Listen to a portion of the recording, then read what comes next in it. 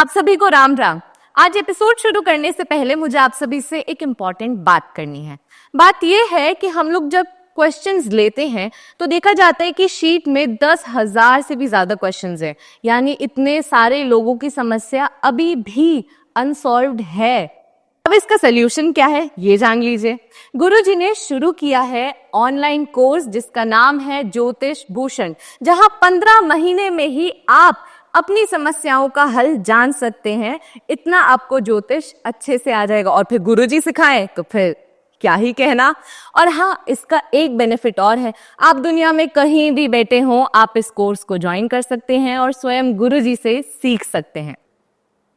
तो चलिए अब हम एपिसोड शुरू करते हैं।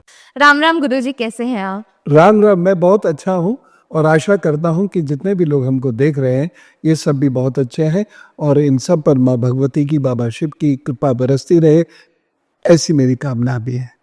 गुरुजी, शिवरात्रि आ रही है, मैं भी शिवरात्रि में आ रही हूँ, आप भी शिवरात्रि में आ रहे हैं, यहाँ तक कि आप ही साधना कराएंगे जिससे हम सब शिवमय होने वाले हैं। लेकिन बहुत सारे लोग हैं जिन्होंने अभी तक रजिस्ट्रेशन नहीं कराया है। देखिए, ये जो शिवरात्रि की रात होती है, महाशिवरात्रि की रात होती है, ये बहुत महत्वपूर्ण होती है। इसमें हमारी ऊर्जाएं ऊर्ध्व गति से चलती हैं और माँ और बाबा का इस वक्त ब्रह्मांड में विचरण हो रहा होता है।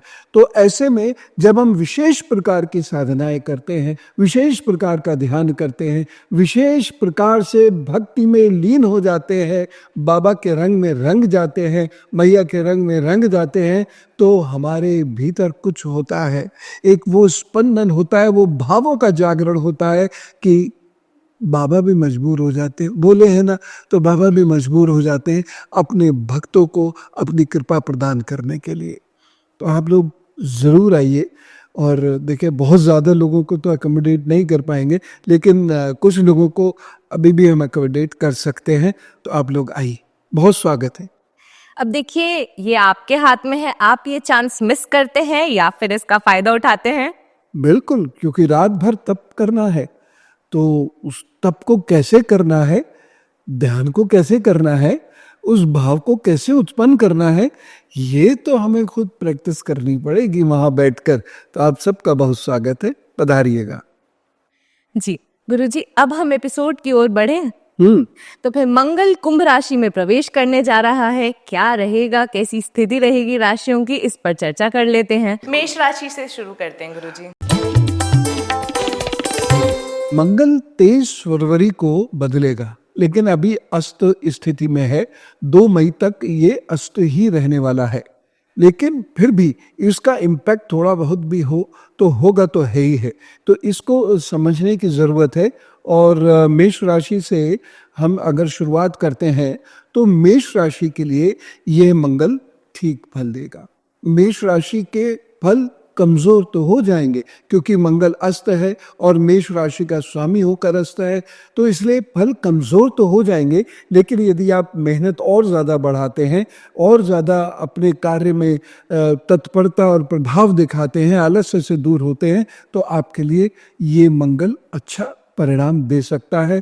आप जो पूजा करते हैं वो करते रहिएगा और एक लाल रंग का धागा अथवा कलावा ज़रूर आप पहनिएगा, बड़ा अच्छे परिणाम आपको मिलेंगे, क्योंकि लाल रंग मंगल के प्रभावों को कहीं ना कहीं अट्रैक्ट करता है।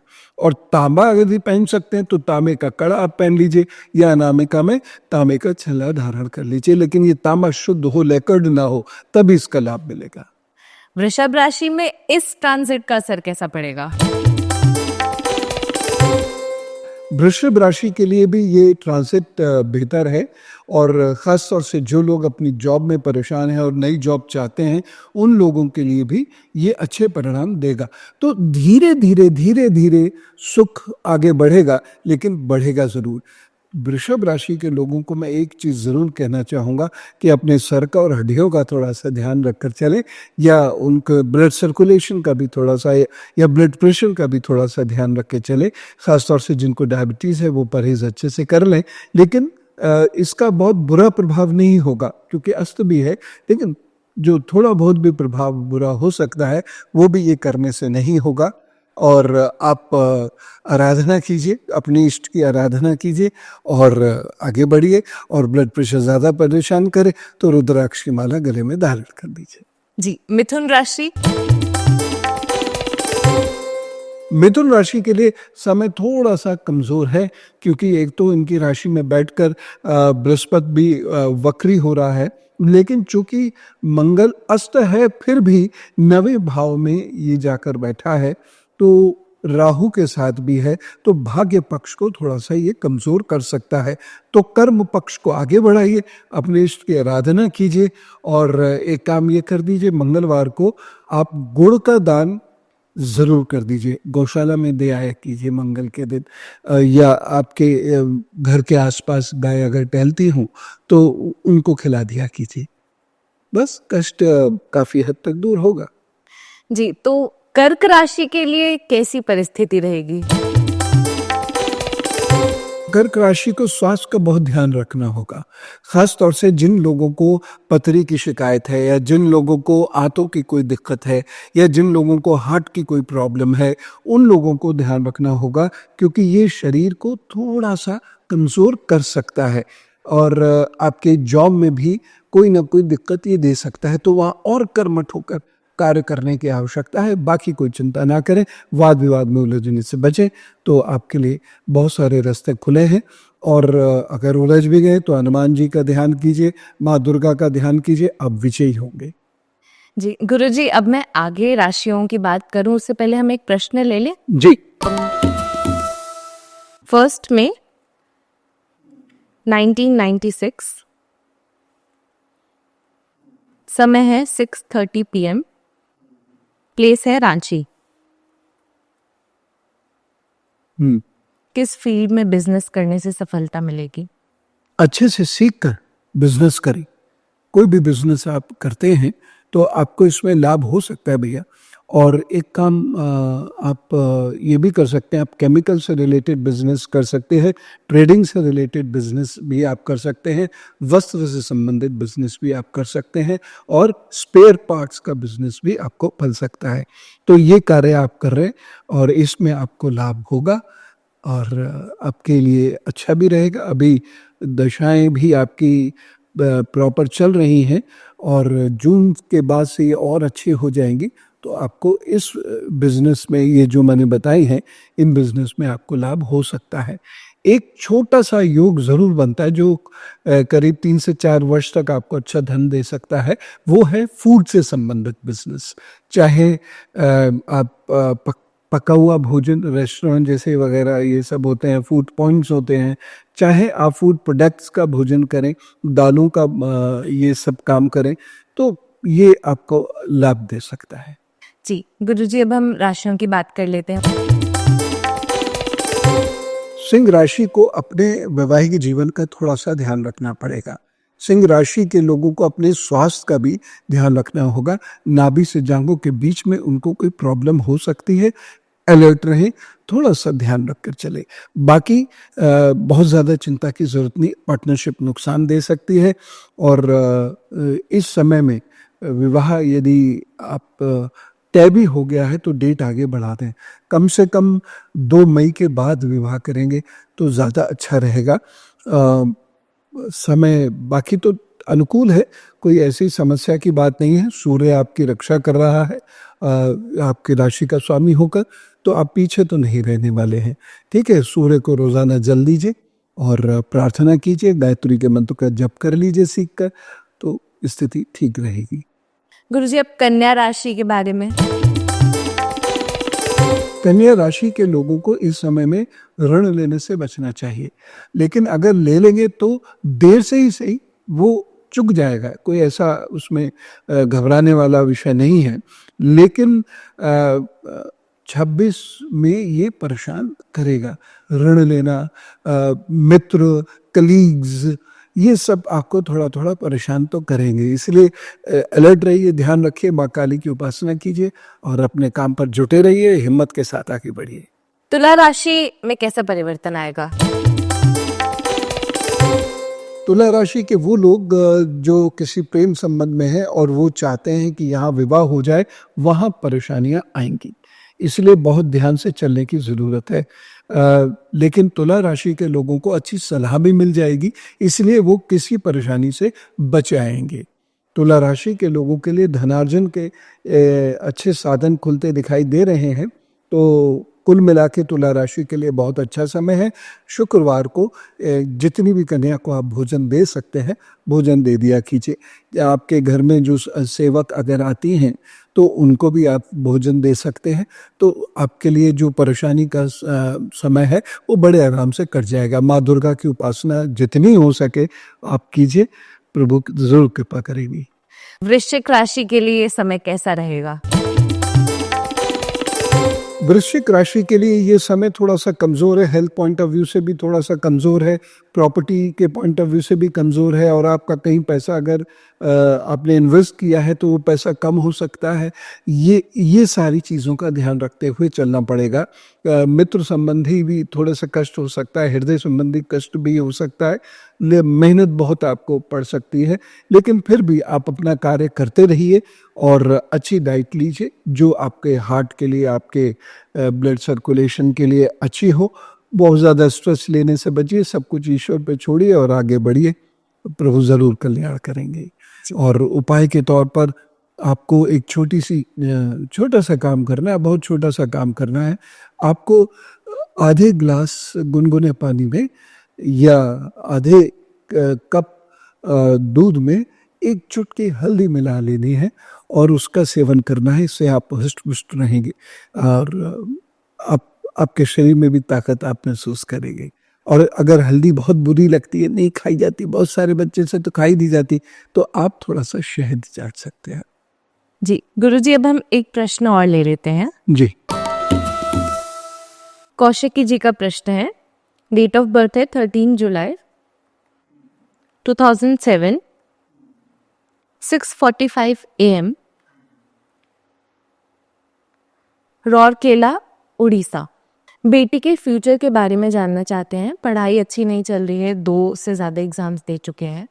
देखिए, जहाँ तक कि इनकी पढ़ाई का सवाल है तो पढ़ाई तो मैं नहीं कहूँगा कि बहुत अच्छी चलेगी, एवरेज स्टूडेंट ये रहेंगे, लेकिन इनको काम करने को बहुत जल्दी मिलेगा।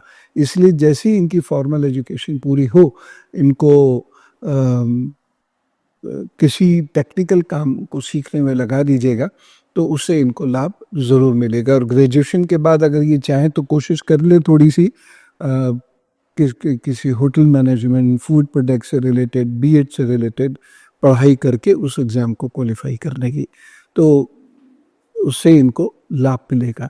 लेकिन फॉर्मल एजुकेशन बहुत स्ट्रांग नहीं है, बहुत ज़्यादा नहीं है, इस बात का ध्यान रखें। जी गुरुजी, इस ट्रांजिट का धनु राशि पर कैसा प्रभाव रहेगा? धनु राशि की चूंकि बृहस्पति मदद कर रहा है, इसलिए धनु राशि पर बहुत बुरा प्रभाव तो नहीं दिख रहा, लेकिन भाग दौड़ बहुत करनी पड़ेगी। तो if you want to earn your fortune during this transit, you have to work very hard, you have to labour very hard. भागते रहना, अब भागते रहो, दौड़ दौड़ के काम करो, आलस से मत करो, तो आपको निश्चित रूप से लाभ होगा। बस इतना थोड़ा सा ध्यान रखिएगा कि यदि आप धारदार चीज़ों से काम करते हैं, केमिकल्स के साथ काम करते हैं या आग के साथ काम करते हैं, तो थोड़ी सी सावधानी बरतिएगा। बाकी सब ठीक है। आप मंगलवार को अथवा शनिवार को आटे का दान कर दीजिएगा, और या फिर आप एक काम कीजिएगा, हल्दी की डांट लीजिएगा, उसको बीच में से कट कीजिएगा, पीले रंग के धागे से बांध के गले में धारण कर लीजिएगा। प्रभु कृपा करेंगे। जी गुरुजी, अब मकर राशि की ओर बढ़ते हैं। जी, मकर राशि के लोगों को अपनी वाणी पर बहुत नियंत्रण रखने की ज़रूरत है, पैसे को बहुत ध्यान से खर्च करने की ज़रूरत है। मकर राशि के लोगों को घर गृहस्थी पर भी थोड़ा सा ध्यान देने की ज़रूरत है, नहीं तो वहाँ ये परेशानी क्रिएट कर सकता है। सिर मस्तक नेत्र, इसका बहुत विशेष ध्यान रखें और अपने काम पर लगे रहें। कोई ऐसी परेशानी की बात नहीं है, आप नाभि में सरसों का तेल लगा लिया करें, आपको अच्छा लाभ मिलेगा। जी, अब वो राशि जिसमें मंगल प्रवेश करने वाला है यानी कुंभ, उसका हाल कैसा रहेगा? कुंभ राशि के लिए थोड़ा सा दौड़ भाग की ज़रूरत है। लेकिन एक चीज़ मैं ये कहना चाहूँगा, कुंभ राशि के जो लोग हैं ये वाहन बहुत ध्यान से चलाएं, कम से कम 2 मई तक तो बहुत ध्यान से चलाएं, बल्कि उसके बाद का भी समय जब ये उदय हो जाएगा तो उसके बाद का भी समय बहुत केयरफुल होने का है। तो वाहन बहुत ध्यान से चलाएं। सड़क पर चलते समय भी बहुत सारे लोगों की आदत होती है मोबाइल लेके ऐसे चलते रहते हैं, तो वो थोड़ा सा ध्यान रखिएगा, नहीं तो कहीं दुर्घटना ना हो जाए, इस बात का मुझे थोड़ा सा अंदेशा है। बाकी सिचुएशन ठीक है। थोड़ा सा एक्सरसाइज कीजिए, अपने ब्लड सर्कुलेशन को नॉर्मल करिएगा।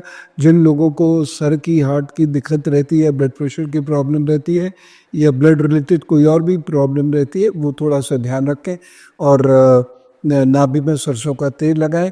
और मंगलवार अथवा शनिवार को जो मजदूर होते हैं इनको भोजन ज़रूर देते हैं। जितना भी आप कर सकते हैं तो ज़रूर कर दीजिएगा, कम से कम 2 महीने तक तो ये ज़रूर ही करिएगा।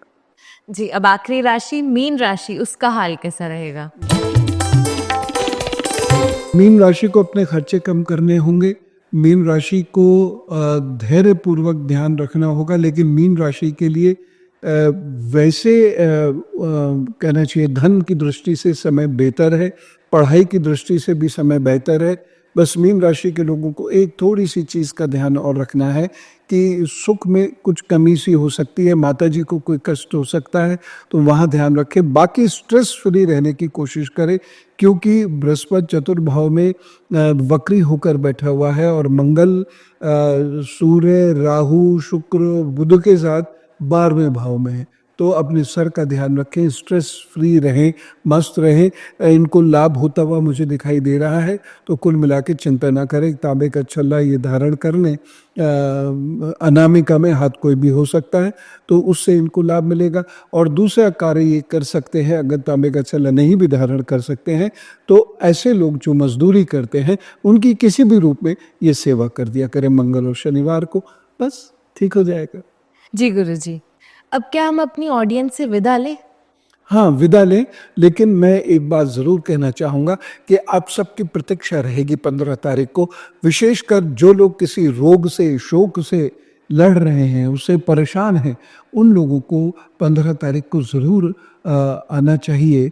और जहाँ हम और आप मिलकर शिव जी की साधना, आराधना करेंगे और उनसे कृपा मांगेंगे कि हम ठीक हो, व्यापार ठीक हो, कार्य ठीक हो। और मुझे लगता है ये वो रात होती है जिस रात माँ और बाबा कृपा बरसाने के लिए स्वयं घूम रहे होते हैं। तो हम लोग साधना करें, आराधना करें, भजन कीर्तन करें और हमें रात भर का तप एक फल के रूप में प्राप्त अवश्य होगा, ऐसा मेरा विश्वास है। तो आप ज़रूर पधारिएगा। एक बात कहना चाहता हूँ मैं कि ऐसा नहीं कि आप सीधे 15 को आ जाएं और आपको स्थान ना मिल पाए, तो पहले से रजिस्ट्रेशन ज़रूर करा दीजिएगा, ये मेरा आपसे विनम्र निवेदन है। जी, रजिस्ट्रेशंस की डिटेल्स आपको डिस्क्रिप्शन में मिल भी जाएंगी, तो अभी जाइए और रजिस्ट्रेशन कराइए। जी गुरुजी, आपका बहुत बहुत धन्यवाद। आपने हमें आज फिर से इतना सारा ज्ञान दिया और आपने हमें सचेत किया कि आगे हमें क्या क्या सावधानियां बरतनी है। माँ भगवती आप सब पर कृपा करे और आपने मुझे इस कार्य के लिए उचित व्यक्ति समझकर यहाँ बुलाया, इसके लिए आपका बहुत धन्यवाद। अब इस पे मैं क्या ही कहूँ। तो चलिए ऑडियंस से विदा लेते हैं। आप सभी लोगों को अगले एपिसोड तक के लिए राम राम, नमस्कार, भारत माता की जय। जय भारता, जय भारता।